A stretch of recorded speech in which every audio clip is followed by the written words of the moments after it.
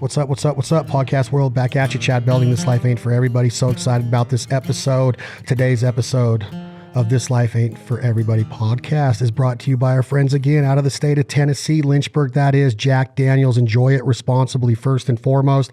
There's nothing more American than Jack Daniels. The legacy, the culture, everything that they practice, everything that they've built, the tradition, the heritage, and like I said, the culture in Lynchburg, Tennessee. If you've never heard of Barbecue Hill, look it up, check it out.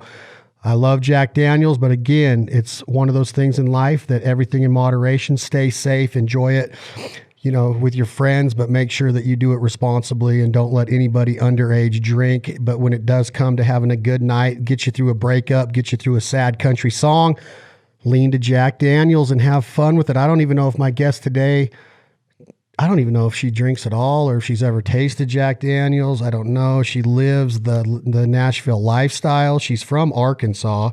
She likes honky tonk. She likes to dance. She can sing her ass off. She can write an unbelievable country, pop, whatever kind of genre you want to put her in. She's amazing.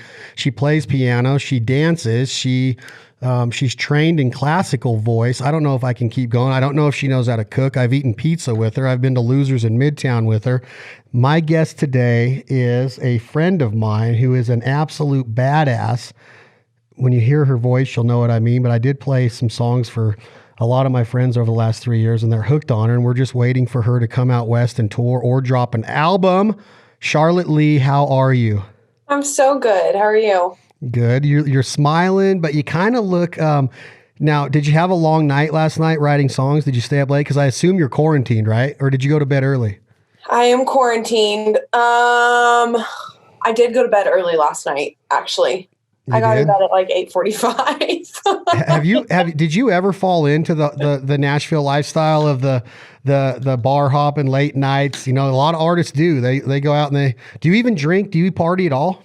No, I don't party, but I do drink. You do? What do you drink? Yeah. Wine, margaritas, vodka, beer, whiskey. I drink it all. I don't really party though. But would you party if the moment called for it? Like, is there an instance that you would go out and hang with girlfriends and party all night, or do you go out on the lake in Arkansas and get on a pontoon boat and do your thing out there? I do love to go out on the boat and have a good time during the summer. And yeah, I guess it just depends on your definition of party. Well, I mean, I love to have a good time. Yeah, me too. I mean, a lot of people you say that to in Vegas, they're like, do you mean party or just party? And I'm like, I don't party. So if that's what you mean, I'm out on that whole deal. But How's life? I mean, I know it's crazy. It's the same conversation no matter who you talk to.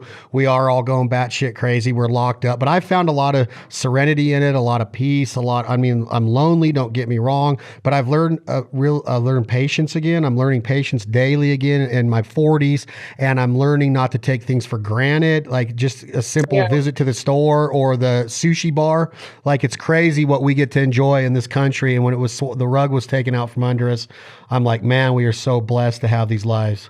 Yeah, man, it's kind of crazy. Even this morning I was like, dang, we're going on day, like, I think 36 or something here, which is like mind blowing because it has felt really long, but it also has felt not that long.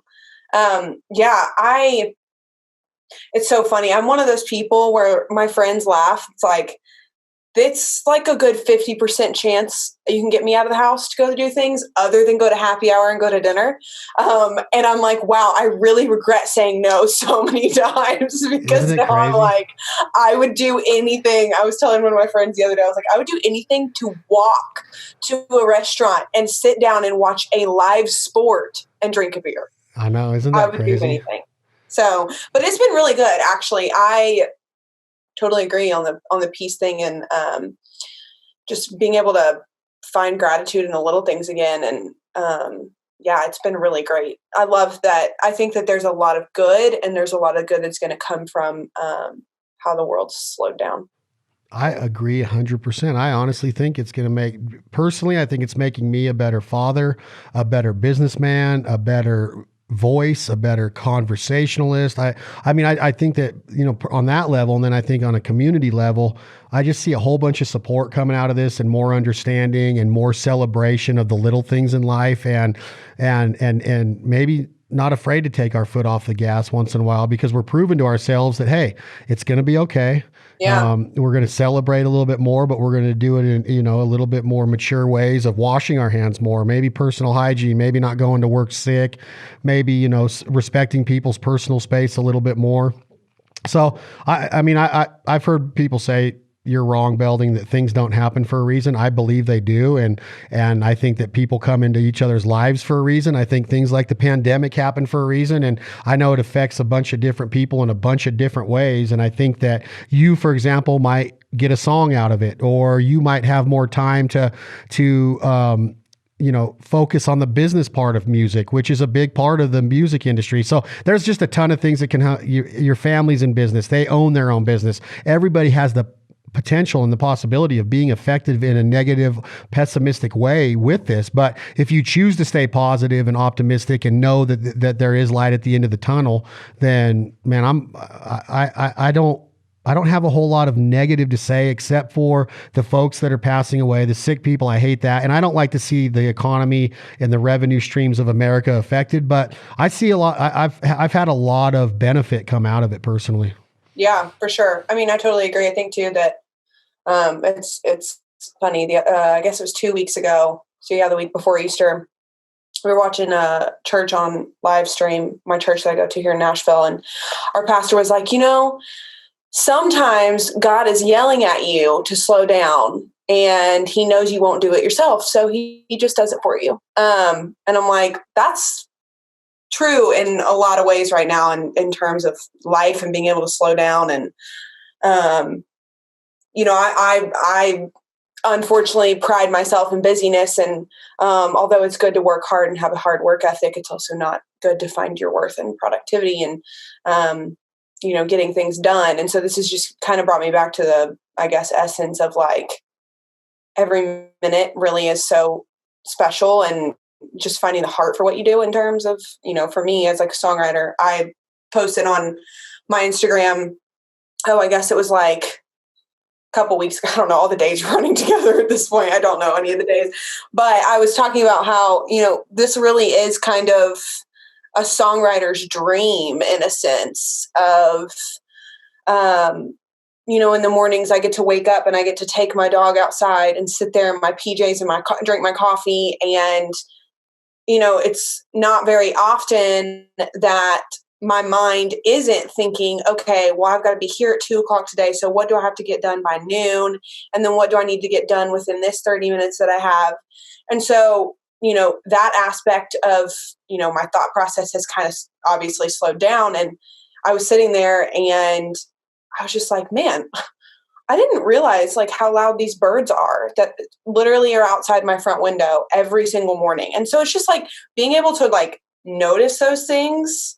I know it's kind of cheesy, but I mean, and more things have come, and I've been able to write tons and tons of music actually in the last 30 days, which has been amazing. But yeah, I went on a rant. No, I don't think it's a rant, and I don't think that it's cheesy at all. I think that they're finding. I mean, frick, Bob Marley wrote a song about three little birds and made it a huge international, triumphant ballad. Not really a ballad, but more of just a song that you listen to. And I don't know if it's cheesy, but I think birds are telling us a lot. I think that wildlife and Mother Nature tell you a lot about, what's going on, as far as maybe you do need to slow down and listen to what the birds are saying once in a while.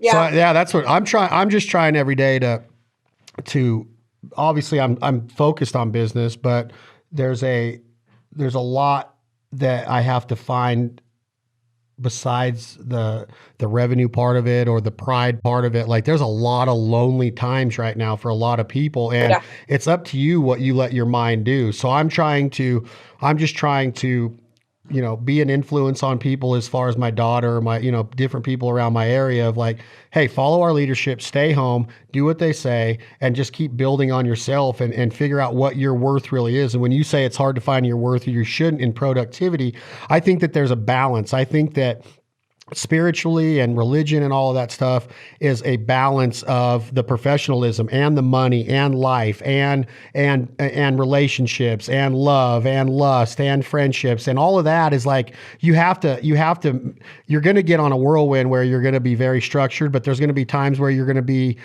I should say that again. You're going to be very structured, but there are going to be times that this whirlwind will take over and you're just like going. And that's okay too. But I think that this is showing me that it is truly okay. If you don't get that deal signed today, pump the brakes, quit being so eager, quit being so persistent all of the freaking time, and just let things happen. And I think that that's what the biggest lesson I'm learning right now is that things can happen if they're meant to be. So just let it be, just kind of. They will. They work themselves out. And, there's a difference between, it's a whole another conversation, but there's a difference between being lazy and thinking that everybody else is going to do it for you. You can't fully surrender to like, oh, it's going to happen. AKA I can sit here and do nothing and I'll just wait for it to come to me. No, like there's a balance of like, I find, this is my purpose. This is my calling in this life. This is what I've been, born and destined to do. And I will do my part and I'll do my work. And I know that, the good things and the things that are meant for me will come to me because of that. Yeah, I think so too. I'm with you on it. And I think that what I was just trying to say is that I try to find a balance because I'm very spiritual, but lately I've been talking to you brought up religion today. I had a podcast with Leigh last Friday, and it was going to be to help get the word out there on his new album. And we only talked about his new album for less than a minute. Yeah. At the very end, and he sang one song, called "Don't Let the World Win." But we went down a rabbit hole of spirituality and religion and the good Lord and what it means to him, and how I got really bitter at God when my dad died, and I don't know if I've recovered from it. It's it's been 14 years, and I still don't know if I've recovered from it. And so anyway, that it's opened up a lot of thinking. Or a lot of ability for me to really think maybe I shouldn't be this bitter this much longer. And Lee's been bringing up a lot of points, and I don't know. My point in telling you that is that I don't know without this pandemic if my eyes would have been open to something like that, because Leith and I probably wouldn't have slowed down long enough for me to even get to the point to where I was going to listen to what he had to say about that. So I mean, that's, you think about it too. It's like, things, back to what you said about things being, everything having for a reason and things are meant to be. It's like, there are things where I've had to slow down in this season. For me, spiritually, God's just like, this is the lesson I've been trying to teach you for a few months. Now you can really focus on what I'm trying to teach you and where I'm trying to grow you in this season. And it's crazy. Like I wouldn't say I'm a religious person, because I don't believe that religion saves you. And I don't believe that, checking off the boxes and doing this or doing that, God's not going to love you anymore. And he's not going to love you any less if you do those things. But I'm very spiritual, and I see him as, a relationship in my life and the most important one. And anyway, I'm one of those people that where I could sit down and I could rabbit hole on one thing for the entire day and then look up and it's my whole entire day is gone. And I'm like, wait, did I just do that all day? So it's been kind of fun, because in the mornings I always spend time reading the Bible and praying and spending time with the Lord. And then it is kind of crazy. Normally I do that and I'm like, okay, 8:00, it is time for me to start my day. And so it is weird. I've been working from home full-time since January. So I kind of entered into this season a little bit earlier. Granted, I could still go out and go to the grocery store and go eat and get a coffee. But it's just been really cool to see the peace in that of being still. Yeah, I agree. And when you say that you can go down a rabbit hole all day, are you the same way in your TV watching? Do you watch TV? I'm trying to, I know you, I know the Charlotte that is driven as heck as the songwriter. And I understand the Charlotte that I see on social media, but I also want to know, are you normal to where, do you put on a good movie and watch it? Do you binge watch Netflix? Do you work out? Do you order pizza on a Friday night? Or are you eating kale? Are you eating kale every meal with what do you? Okay, let's just start here. What is a perfect meal for Charlotte Leigh? Oh gosh. And I don't want this to turn into an interview. I just want to get a little background information. No, because I love it. I love answering all these kind of questions. I kind of want to see like what your mind is doing, because you have a really special talent to write songs and to bring people in to a 3 to 4 minute story and to make them think about their life or make them relive a memory or touching them in some way. So songwriting is a crown jewel, in my opinion. Like, it is a very, very difficult science, and people like Brent Cobble say, "Oh, buddy, you could write a song. Anybody could write a song." And I look at him and I want to grab him by his long hair and shake him and just be like, "Don't say that. That's not true." Because I write them and then I throw them away because they suck, and I know it. But there's got to be a bunch of things that you do that are normal, right? You do eat pizza, right? I do. I love pizza. Oh, so isn't pizza the perfect meal? Or, because for me, sushi is, or pho soup. I love Vietnamese soup. I am like Mexican till the day I die. Really? Like, I could literally eat Mexican food every meal. Chips. I have a chip problem. Like, I figured out really, really, really quickly that I can't buy them that often, because then I eat the whole thing to myself in like 3 days, and it's just problem. Like the big bag, like the big family bag. Yeah, and tortilla chips and salsa have ruined many of what could have been really good Mexican meals for my group of people, because you get a picture of margarita or a high end margarita. What are the top shelf margarita? And you sit there and you start talking, and then you look down and the Mexican waiter's bringing 4 more buckets of chips and salsa, and then you look at the menu and you're like, I think I overdid it already, right? I already ate all of my food in chips. See, that's my problem. And my issue with chips is I mindlessly eat them. So like, I want them when I'm like scrolling on my phone, like waiting for dinner to cook, and I'm just literally like eating chips, or I sit down on the couch and watching a show and I'm like, frick, I just ate half that. Why? What kind first of all? Okay, my all-time favorite. Oh, I don't know. I can't say that. No, I can't say all-time favorite. Okay, my current favorite are the blue corn tortilla chips from Trader Joe's. Don't get me started on Trader Joe's, because it's my favorite thing in the entire world. I literally, I'm not kidding. I was 3 weeks into this quarantine and I was like, I'm having serious separation anxiety. And my friend was like, from what? And I was like, Trader Joe's.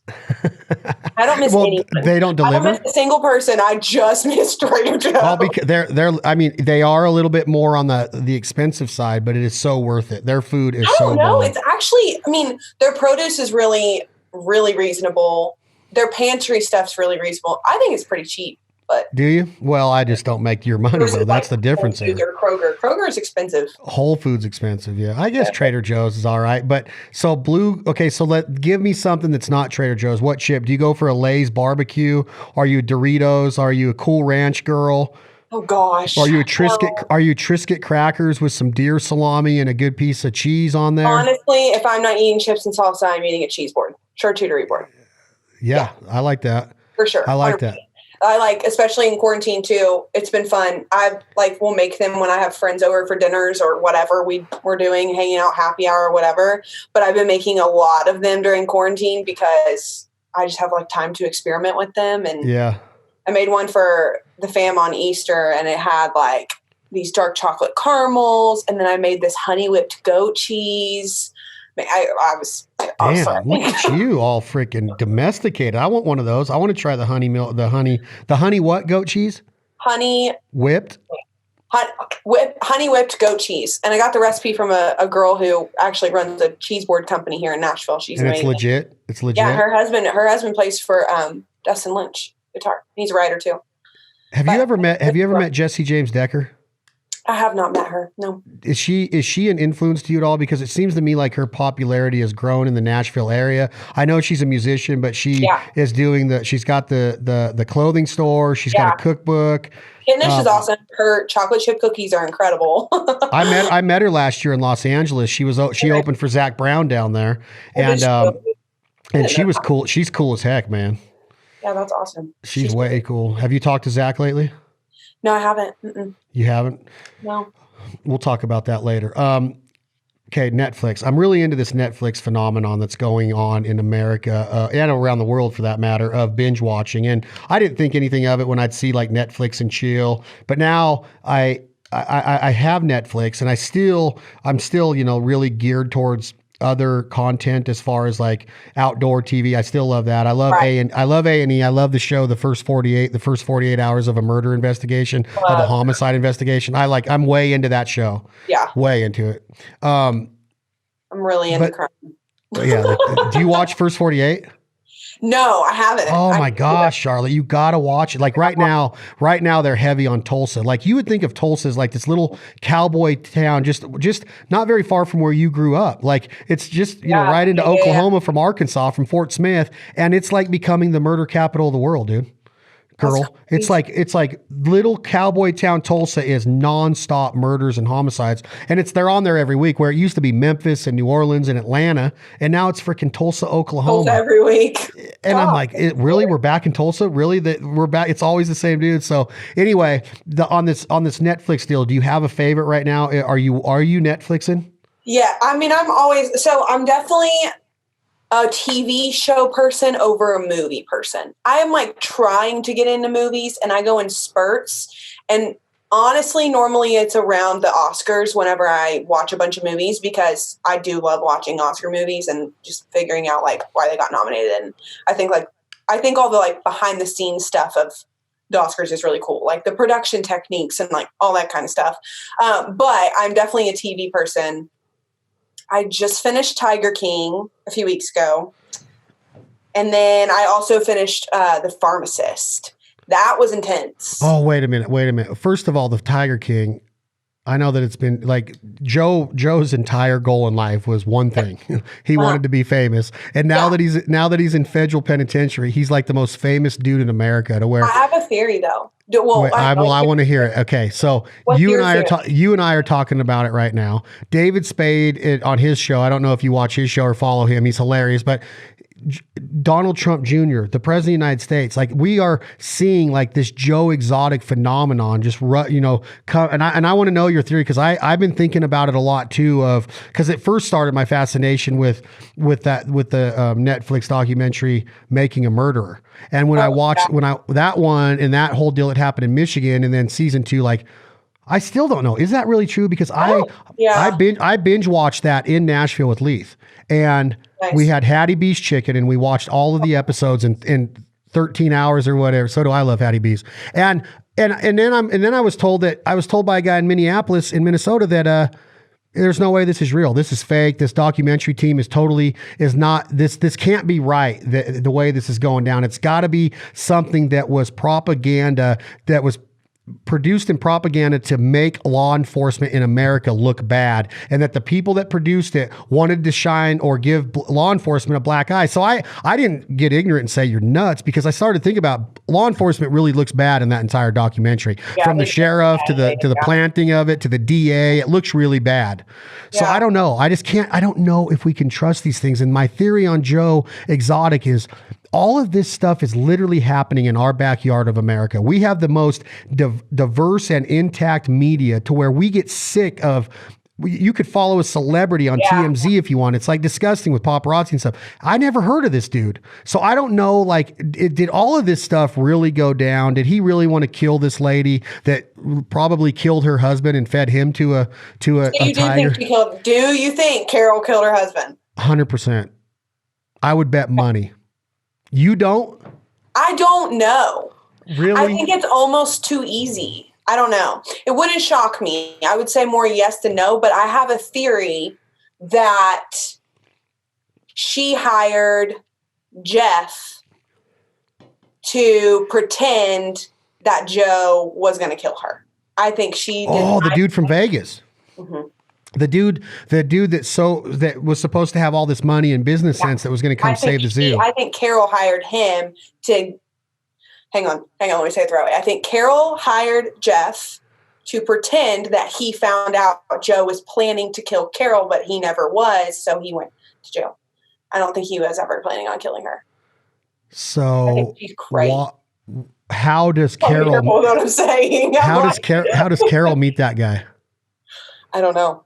There were some theories. I saw a theory somewhere that was like that she knew him beforehand or met him beforehand, or I can't remember exactly what I read, so I'm not going to say I have no idea what I read. But wow, I'd never thought of that.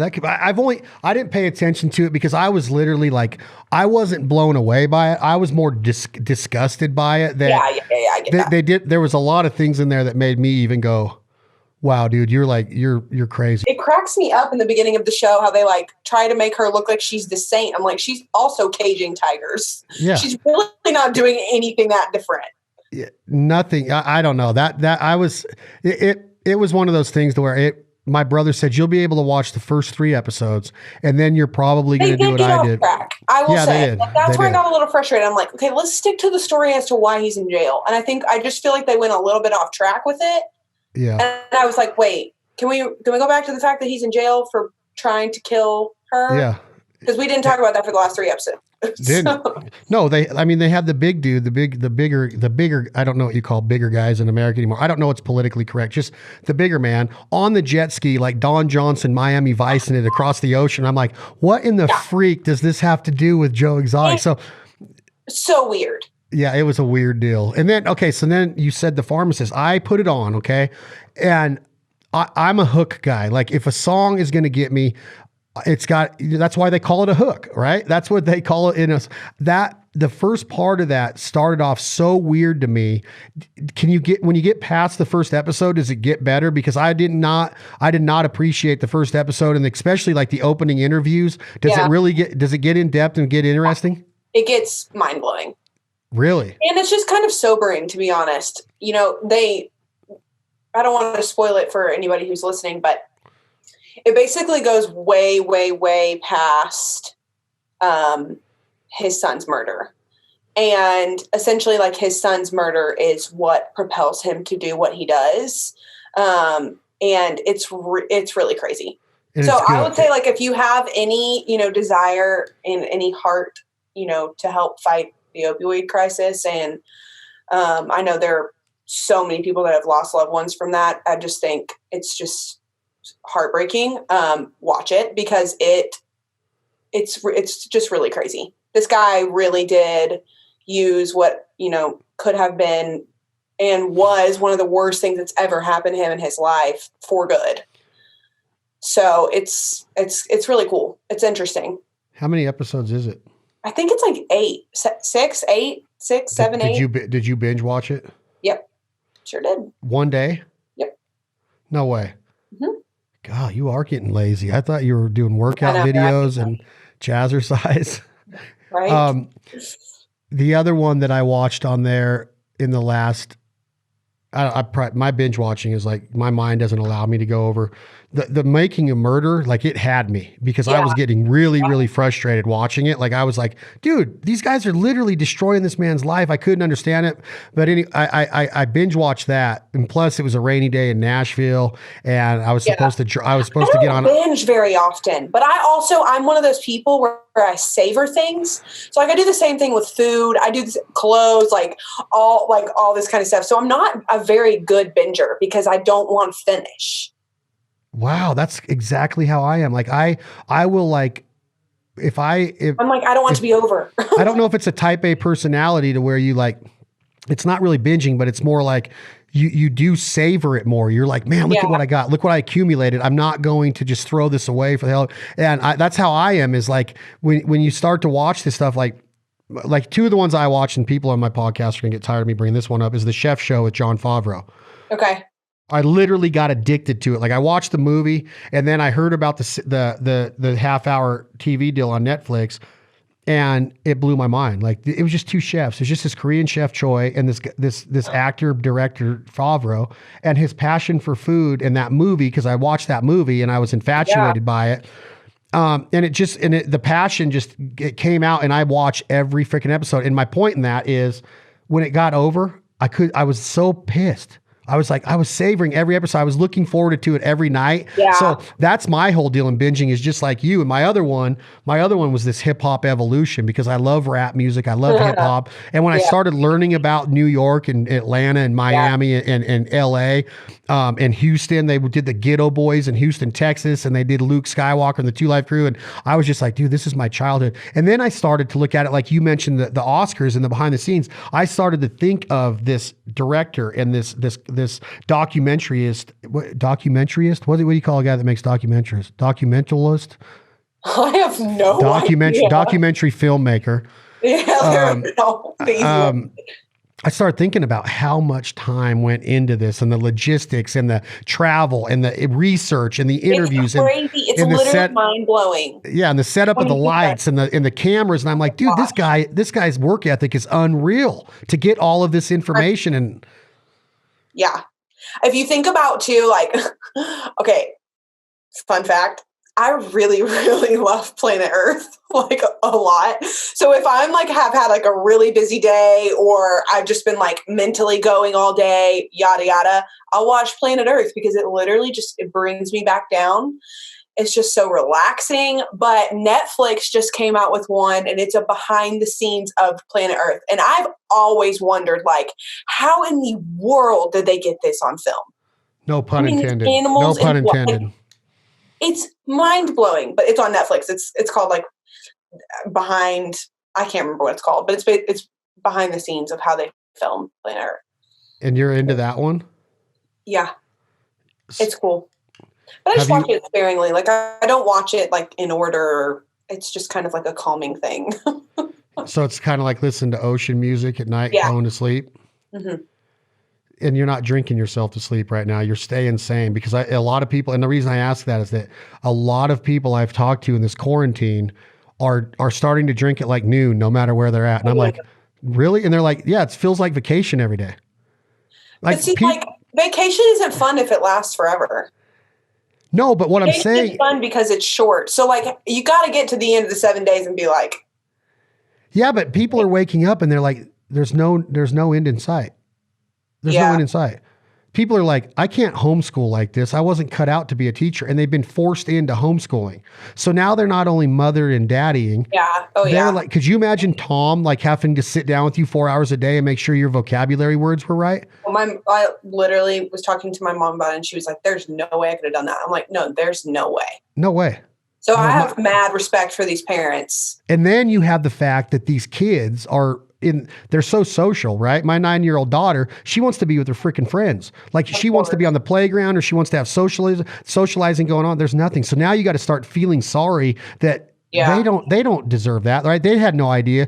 As adults, we can adapt and be okay. But they're like, whoa, all my friends are gone. All this is gone. I don't have anything. Like they literally put out reports. 100% do not consider a play date. And my daughter's like, Daddy, I just want to go there. I'll wear my mask. I want to go on a 4-wheeler ride with Kennedy. And I'm just like, oh my God, these friendships mean so much to them at this young age, and they're gone and they have no control over it. And then we got to be the ones that tell them, we can't go do that. We're not going to take a chance.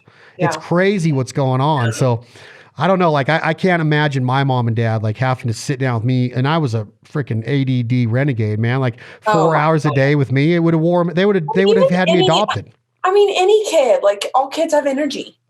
Yeah. And you gotta, I can't imagine how these parents are coming up with new things for these kids to do every day. Like I'm not kidding. I have a deeper respect for parents, and I'm also like, thank you, God, I am not currently a mother during this season. I also love my alone time, so I'm going to have a heart change before I ever have kids. Well, let's talk about your love life, because this is something that's not known either. Like it's a world phenomenon secret of, do you have a boyfriend?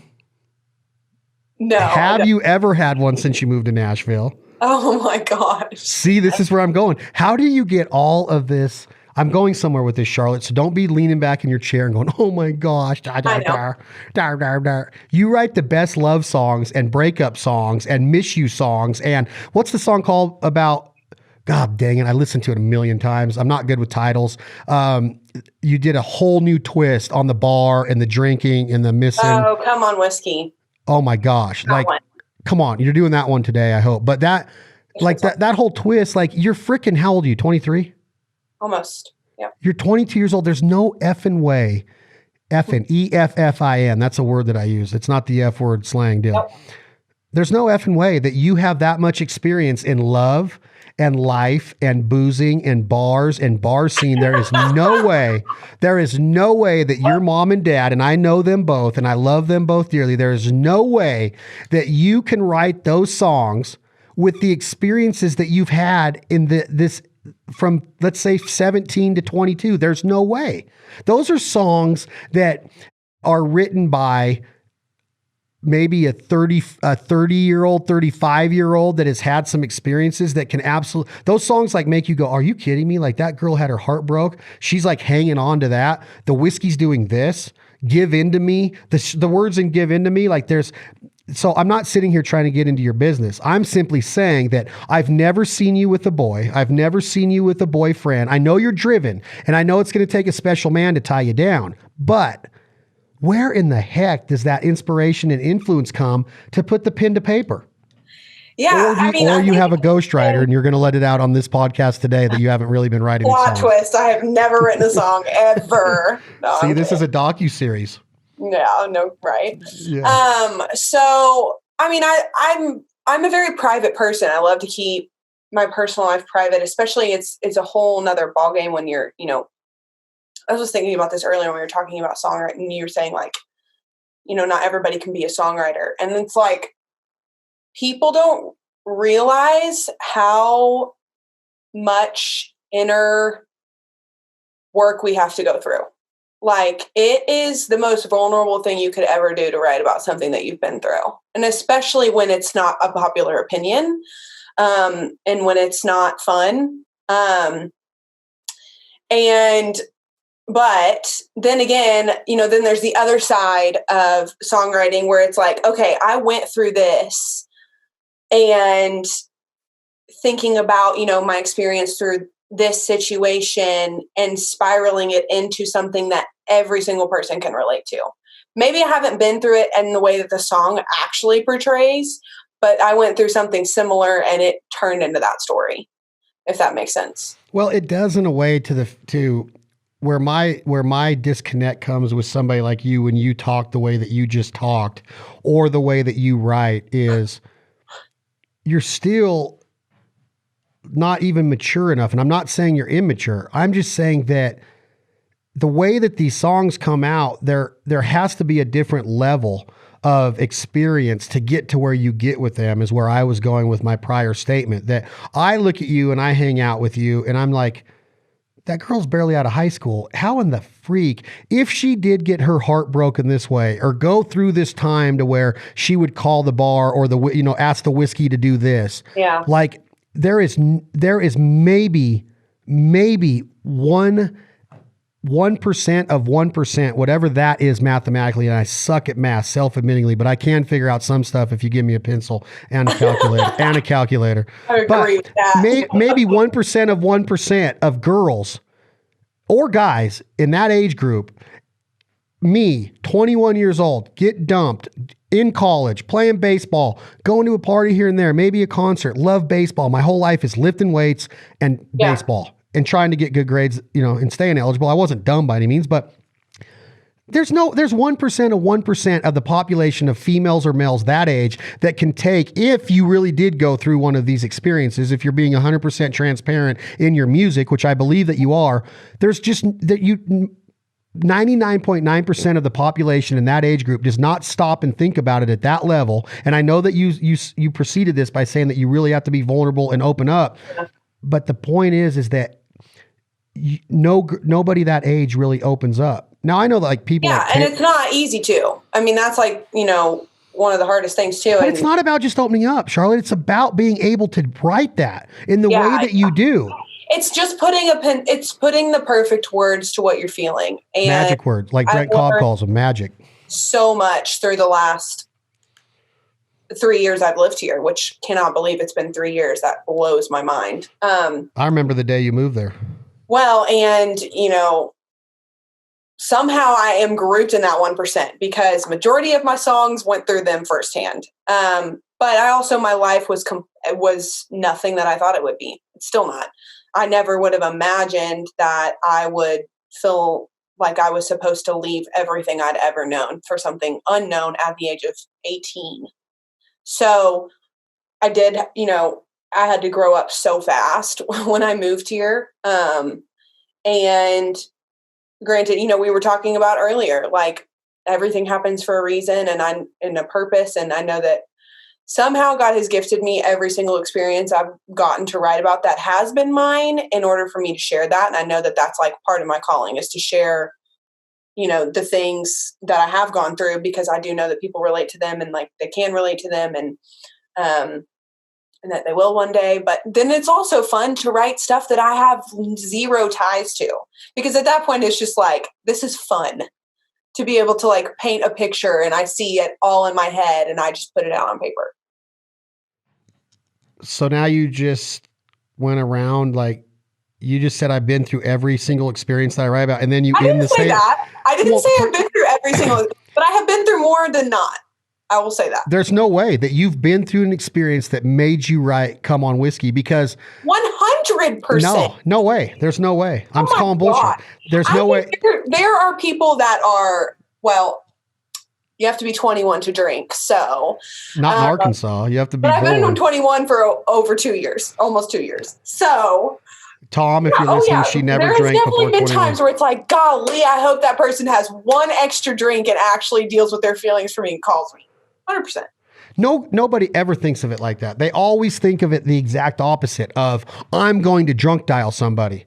They never go, I'm going to go sit at my bar or sit across on this stool at this bar and watch this bartender, and right behind him, I'm going to have a conversation with that bottle of whiskey, or I'm going to do it over the phone and talk to the bottle of whiskey. That song was really fun to write. I wrote that one with Barrett Baber, and he, well, then Barrett must be 35 or 40 years old. He is.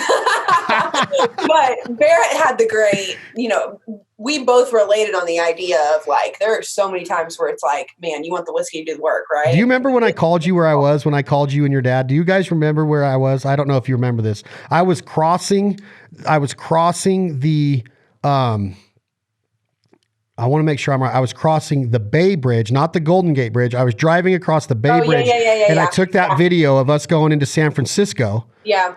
And we were going there for, I believe, Guns N' Roses was playing that night, and we were going to see GNR, and I recorded that video for you and your mom and dad, and I'm like, everybody in our car and the 3 cars behind us are playing this song and Give In to Me, and I don't know if you remember me telling you about the girl Erica. I want to make sure that Erica Ellenberger, her husband's Jared, they were there with us, and they're like, who in the freak is this girl? Yeah. Like they caught on to it. And I'm like, and I don't know. I have this conversation so much, like to not hear those songs be like legit hits right now. It's so weird to me, but I don't want to get into the music business with you, because I know that you're working your tail off, and I know that things are going to break. I just know that you're just too talented not to. It's just a timing deal. You got to pay your dues, and you're doing it the right way. So maybe I do want to have a podcast in a couple weeks with you about where you're at with that, kind of see, because I'm kind of dipping my toes into that music business part of things to see if there is some validity to my thought process in it. And maybe you can help me through some things. But back to this conversation with the whiskey. That is a very clever way, which is so cool about songwriting. When you hear the lyrics and you break them down, you're like, I'm going to argue that until when I see you, I might shake you a little bit, because I know that you're not telling me the truth. You haven't been through enough to write a song like that, because but maybe you are so secretive that you don't maybe you went on a date last night, a Zoom video date, and you were like, and you should write a song about that. Dating over Zoom, Tinder and Zoom. Tinder's got to be hurting through this, huh? Surely. There's no way people are meeting up, right? Well, Tinder probably has a little special discount or something. Okay, I want to hear Come On Whiskey, can we? Yeah, did you prepare that one today? Because I know that I told you one other one. Yeah, I can play it. I actually played it last night on my live that I did, but I have it written down because last night was the first time I played it. We wrote that song like 1.5 years ago. Are you on a piano or a guitar today? Piano. Hey, can you move the camera back a tiny bit so I can see your hands on the keys? Can you do that? There you go. maybe. That's good. I can see your Like left hand. a I can few. see I can see your left hand good enough, and I can see your right hand a little bit. Well, that's what you get. Sorry. That's what you get. All right, let me hear this. All right. This is called "Come On Whiskey" by Charlotte Leigh.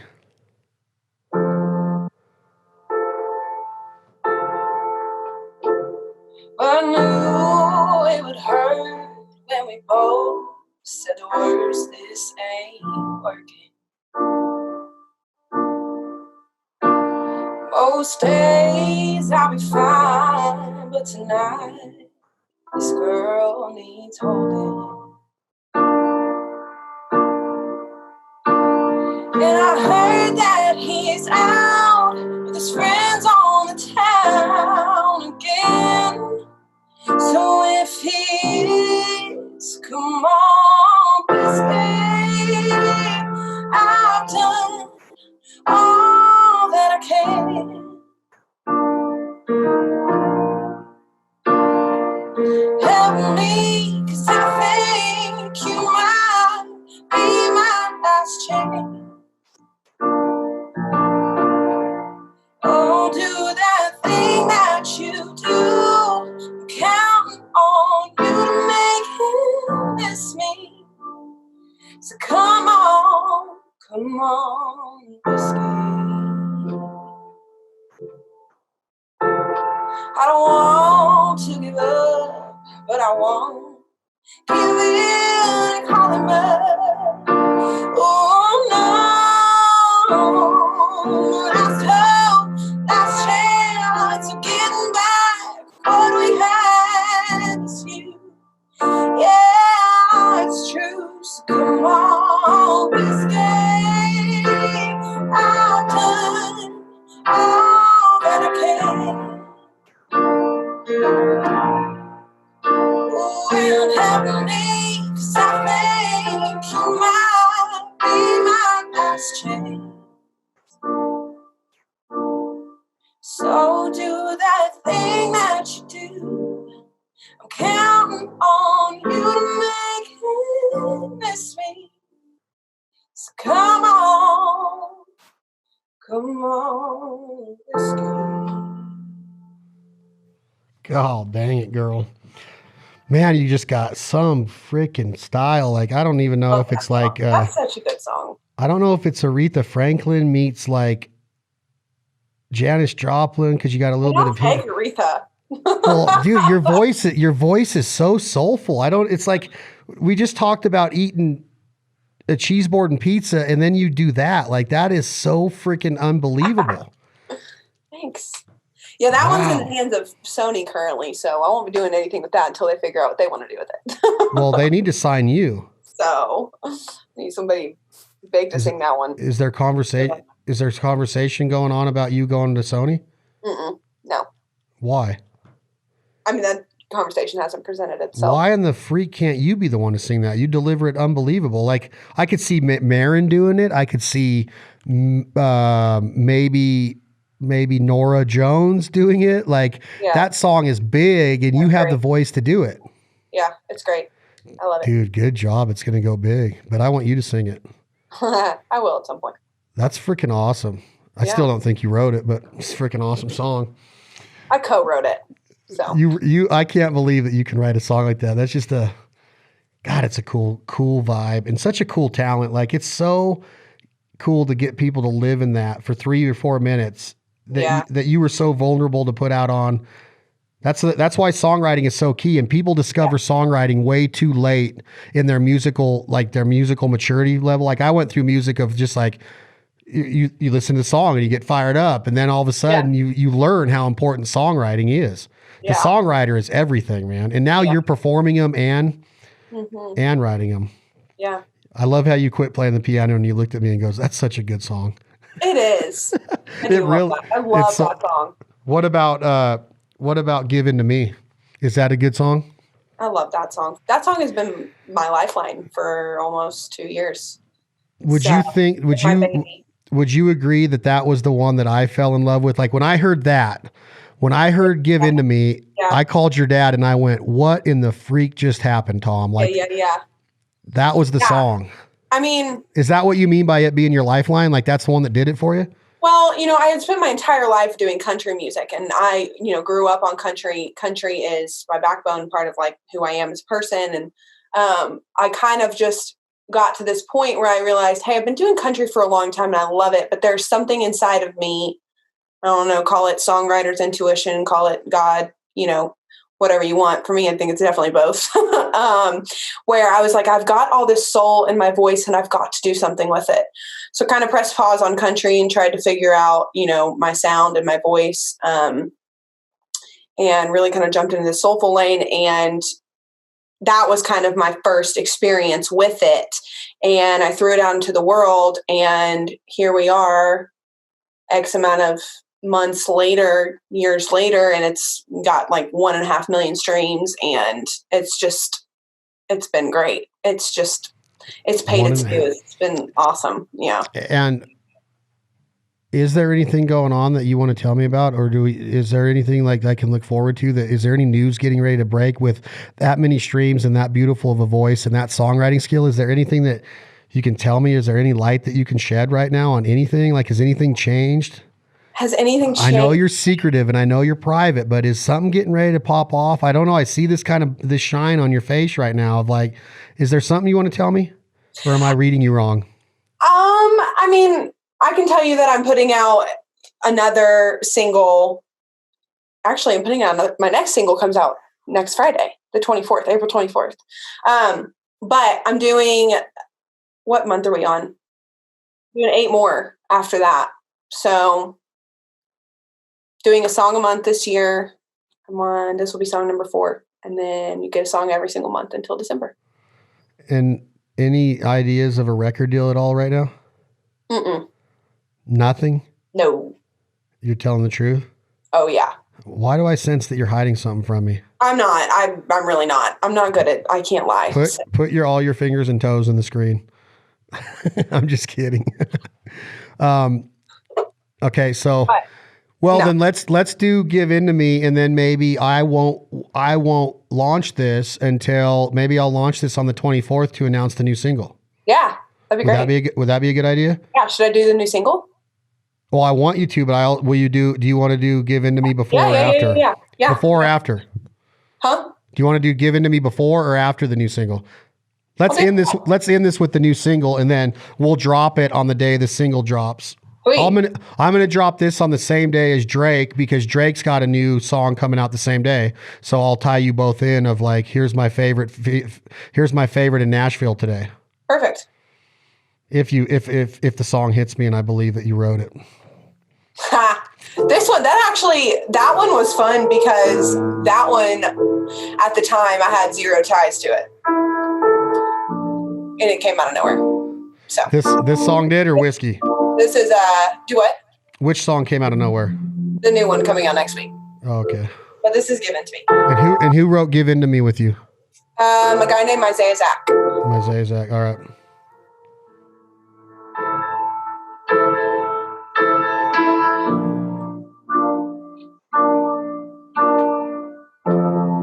One day you're here, then the next you're gone, and it's killing me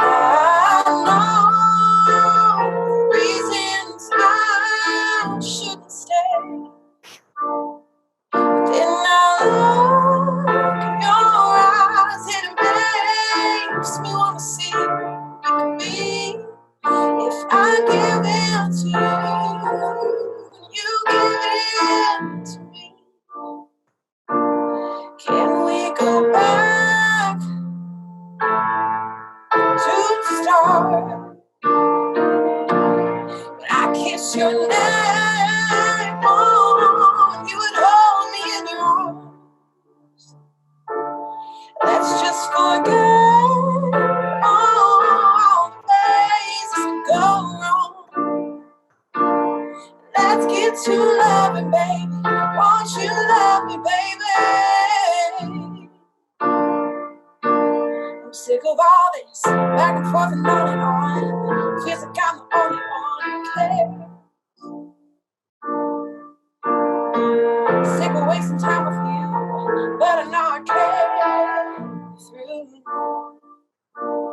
And I wish I could just walk away.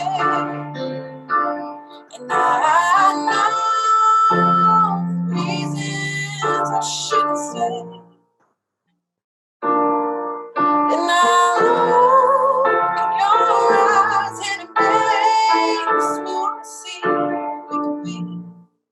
If I give in to you and you give in to me. Walk away, walk away, walk away, walk away. Oh, I don't wanna walk away.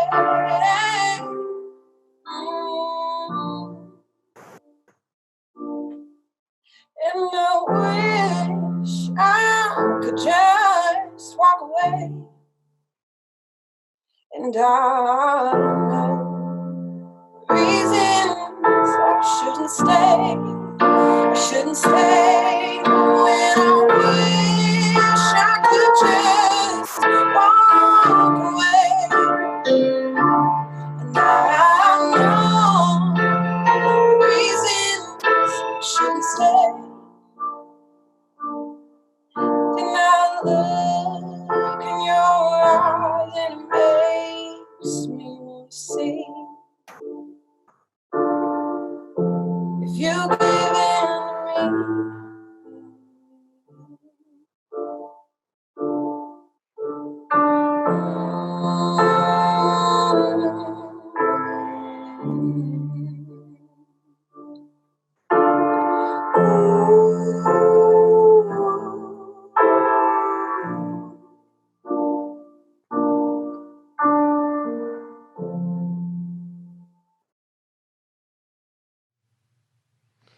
I don't even know what to say.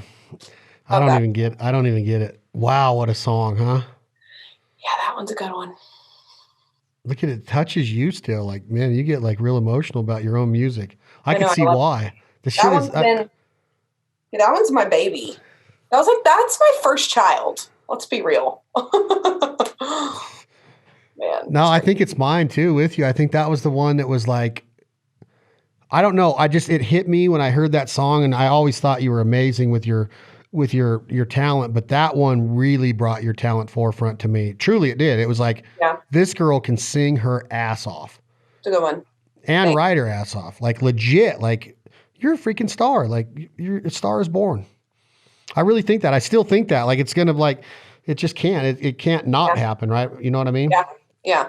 I don't even know if that's your goal. I don't know what your goal is. I think that you're a songwriter and your destiny is going to be what your destiny is. But you know, for sure. I'd like to go watch you play that live and jam it out. And oh yeah, I love music too much to not ever play live again. Yeah. Well, hopefully this pandemic's over and you're allowed to. I know. It'll happen. Yeah, for sure. It'll happen. All right. Next Friday or next Thursday. What day? A week from next Friday. Well, yeah, April 24th. Yeah. All right. This has been an episode of this podcast we call This Life Ain't For Everybody, where Charlotte is coming from. She is sitting in the town of Nashville, Tennessee, and that is where I was 10 years ago when we first trademarked the name This Life Ain't For Everybody. I was in Loser's Bar in Midtown Nashville, and this sign is behind the little I guess you call it like a mini pit where the band will get in there, and they're like behind a little tiny 3-foot wall, and it separates them from this little dance floor in this little bar called Losers that the ceilings are barely above an average guy's height. And it's just a ton of energy. I've seen a ton of celebrities and stars in there. And I saw this sign that said this life ain't for everybody. And it just took me, that the meaning of that in Nashville is obviously this life that Charlotte and these other musicians, it's not for everybody, because that town can chew you up and spit you out. Late nights, partying, the honky tonks. Will you make it? Will you not? Are you going to be on Broadway your whole career? Are you going to break and get a record deal? Are you going to write a hit that's going to be a number one on somebody else's record? Are you going to get a big publishing deal? There's so much that goes into the music business in Music City, USA. And it is the formation and the history and the original place where we got the name for this podcast, and more. This Life Ain't for Everybody is going to be in a lot more of what we do. So I just have always had mad respect for talents of Charlotte's caliber, and she's only 22 freaking years old. That is amazing to me that you can write these songs. So good on you, girl. This has been another episode of This Life Ain't for Everybody podcast. This episode again was brought to you by our friends in Lynchburg, Tennessee, not far from Music City, USA, Nashville. Jack Daniels. Enjoy it responsibly. Make sure that you don't let anybody drink underage, and never, ever get behind the wheel after you've had a cocktail or two. Jack Daniels, thank you for believing in what we do. Thank you for being a part of our families here at The Foul Life, and This Life Ain't for Everybody.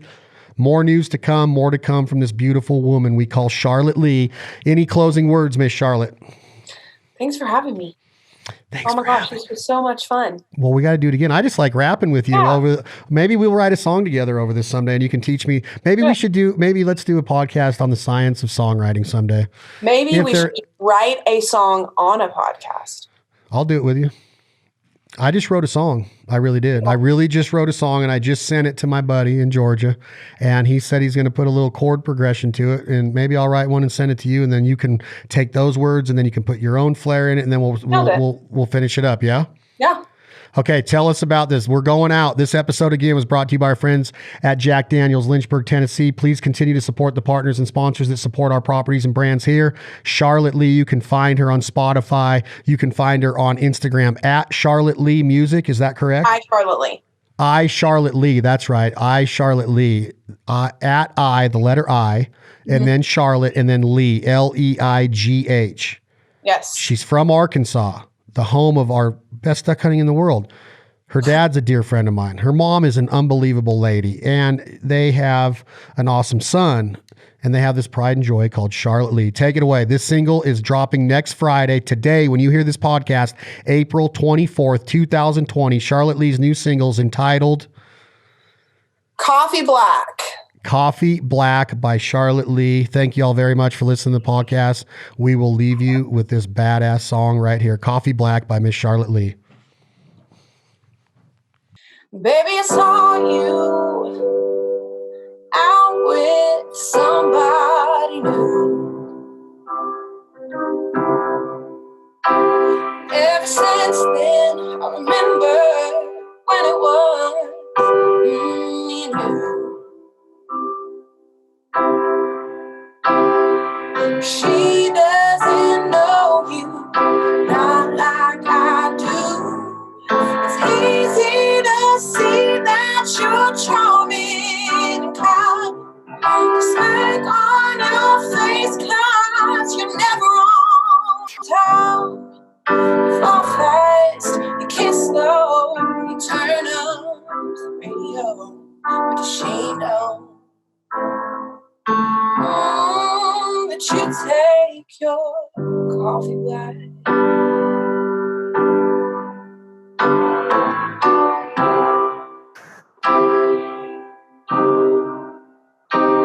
Starting to miss now. Fell in love with you, baby. Back when we danced in the kitchen, and you told me your heart was all mine.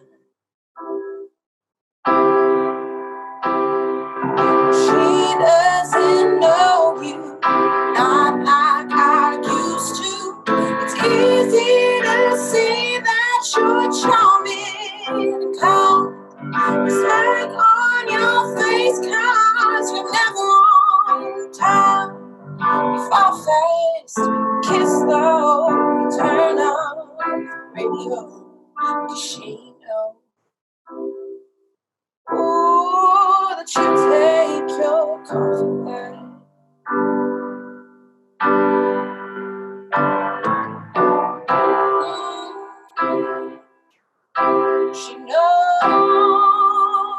change.